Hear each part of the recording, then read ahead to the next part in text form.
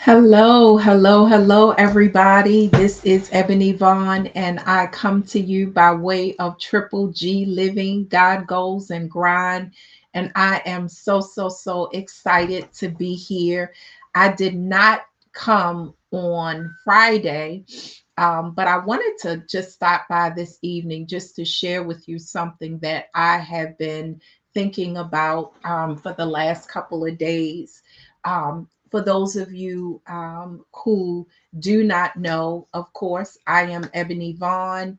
Um, I typically have Friday night lives um, at 8:30 p.m. on Fridays, and there are some times when I don't. But I typically like to come on weekly just to share with you just a thought or something that I believe would encourage you and the people of God.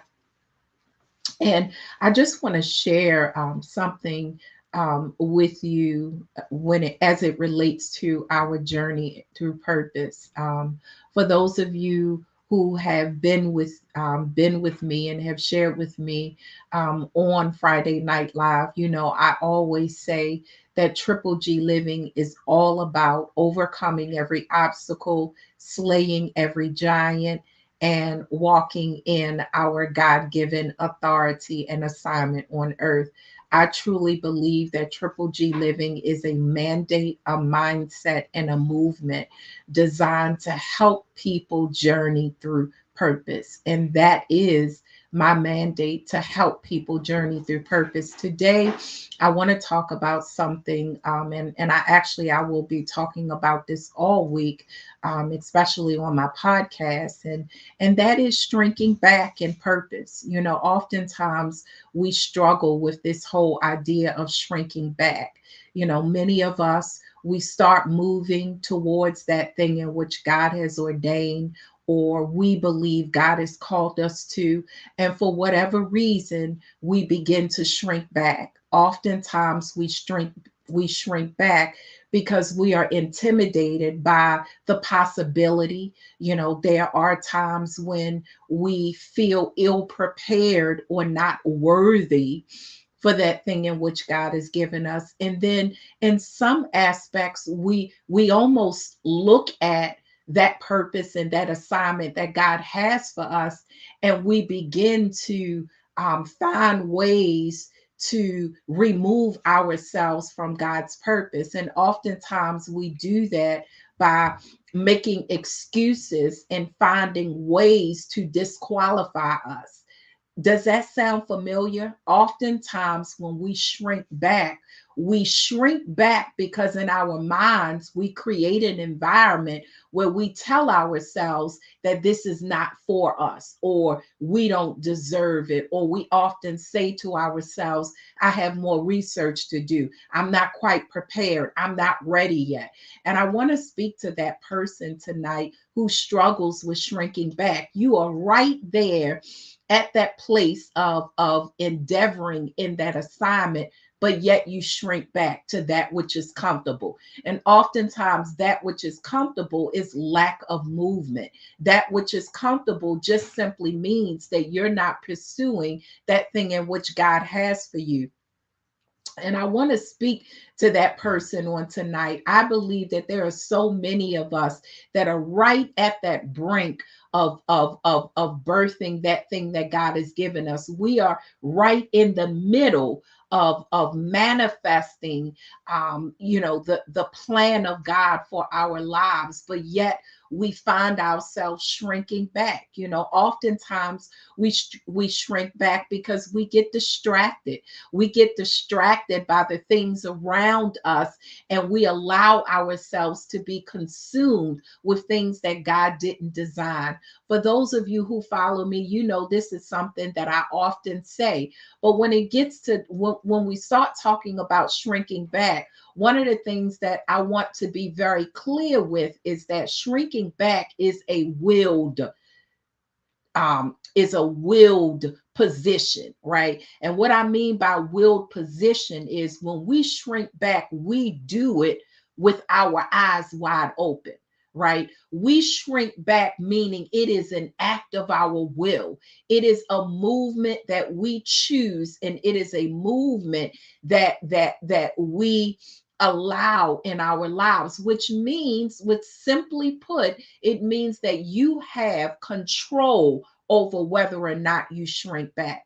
And so, my encouragement to someone tonight is to gain the courage to not shrink back, but to face any fear that you might have with courage. Now, one of the stories in the Word of God that is so familiar to us is the story of Lot and Lot's wife, and how, she was, they were given a chance to move into a new space, and she looked back, and when she looked back, she turned into a pillar of salt. Well, okay, that's what the word says, but I don't of course, we are in these times where we may not necessarily turn into a pillar of salt, but what happens? We will remain in a place of mediocrity. We will remain in a place of not attaining, right? We will remain in a place of lack of satisfaction and lack of growth and development. Why? Because we are going backwards, right?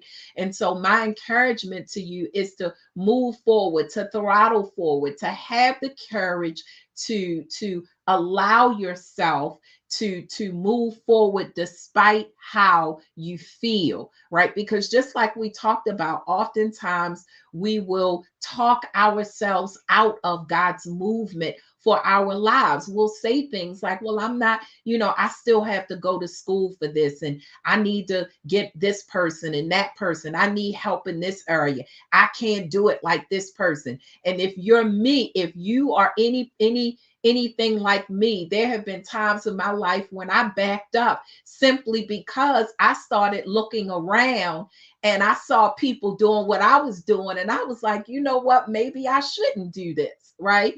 And so, oftentimes you do struggle with that. And if you struggle the way I did, you will understand. And I'm telling you the truth, you're going to have to push through that. And I'm going to give you an example. Writing my books. Now, here's the thing: when it comes to inspirational books, when it comes to books that are based on the Word of God, people like Miles Monroe and Joyce Meyer and Cindy Trim, like all of these, powerful teachers and men and women in the Word, right? And I have all these books on my bookshelf, and most of them I read, and others I may have read a chapter or two and put it down. But let me tell you something. When I went to write one of my books, let's just start with prayer, right? And I turned around and I started looking at all those books that I have for prayer. Like, I got a book about prayer with Miles Monroe. I got a book about prayer for Joyce Meyer. Can I tell you, I didn't write for a couple of days because I was thinking to myself, what am I gonna say? These books that I done read, and I started like really thinking about that thing. Like, should I write a book about prayer when Miles Monroe wrote a book and this one wrote a book, and them some good books? You know what I mean? So why do I have to write one? And I'm giving you my honest testimony of how for a minute I shrunk back, right? Because I started questioning my qualifications, right? Because I started thinking about all of these other powerful and anointed men and women who wrote on the same subject that I was writing on. And it was almost like, is it even necessary for me to write? And I just believe that this is something that so many of us struggle with. And my encouragement to you is to keep moving forward in your purpose and in your assignment and in your plan. Just because someone else has done it, right? Just because someone else has done it, it doesn't mean that there aren't others that need to hear what you have to say. Or, maybe there is a sect of people that may not read a Miles Monroe and that may not read a Joyce Meyer, but they may read a Ebony Vaughn, or they may read something from you. And that's just about writing a book. But there are so many other aspects in our lives and in our assignments where we shrink back because we begin to think that we're not qualified, or we begin to think that maybe we need more time and more research and more education and knowledge. Sometimes we are intimidated by the assignment. If God gives you a vision, or he speaks to you and says, I want you to do X, Y, and Z, in your natural mind, you're looking at that thing that God has given you to do, and you're saying, how? What? I can't do that. Not me, not little old me. So guess what'll happen? You'll shrink back. Why? Because you don't feel qualified. You don't feel worthy enough. Listen, I know that this is something that so many of us struggle with. And I really don't think it matters how successful you are, how successful you're not, because I truly believe that this happens to the best of us. I will never forget when I was writing my first book, and I read a quote from Maya Angelou, and she was talking about how she had written books and she had spoke on so many occasions, but every time she got up to speak, she experienced the level of fear. She experienced the level of, what am I going to say to these people? Even as powerful and popular as she was, she still struggled with that whole thought of, do I have what these people want from me? And I just want to encourage every one of us to not allow those thought patterns to prevent us from moving forward into what God has for us, but allow those things to throttle you forward. Why? Because you recognize that you can only move forward in God. I can only do what I do in God. I can't do it in my natural man, because in my natural man, I will find so many other people that are more qualified and better. But if I trust in God and allow God to move me into where he desires for me to be, then my trust is not in myself, but it's in God. So my encouragement to someone on tonight is to not allow yourself to shrink back, but to trust that God has made the greatest decision in the world by choosing you for the assignment. He made the perfect decision because he chose you. Now it's time for you to move forward when he says so.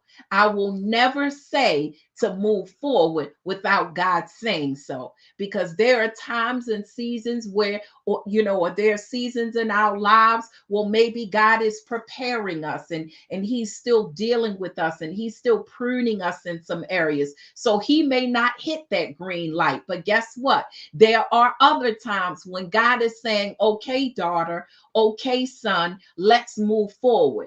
And instead of us moving forward, we shrink back and we get in our head and start giving ourselves reasons why we shouldn't move forward. Again, as Lot's wife, we're not going to turn into a pillar of salt. But one of the things that I understand more and more, the more I grow in God, the more I learn of God, is that when I am not in assignment, when I am not in his purpose, oftentimes I am not fulfilled.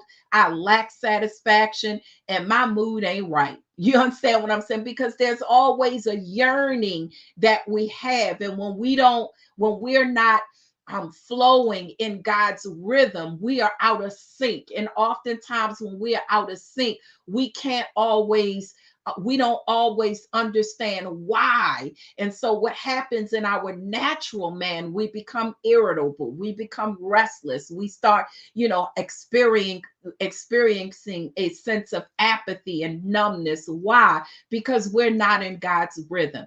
And so my encouragement is not to shrink back, but allow yourselves to move forward despite how you feel. Guess what? Our journey through purpose has nothing to do with how we feel and everything to do with our will to trust God and to move with his frequency. None of these things have to do with us overlooking or avoiding any journey through healing that we must take. But we have to understand that when God says it's time, and we are to trust God in all things so that his plan for our lives can be fulfilled. Again, family, it is not the time to shrink back. Trust God and not your own voice. Oftentimes, that voice of ours will give us so many reasons not to move forward. But God said, when God says it's time. And guess what? He has given you all things that you need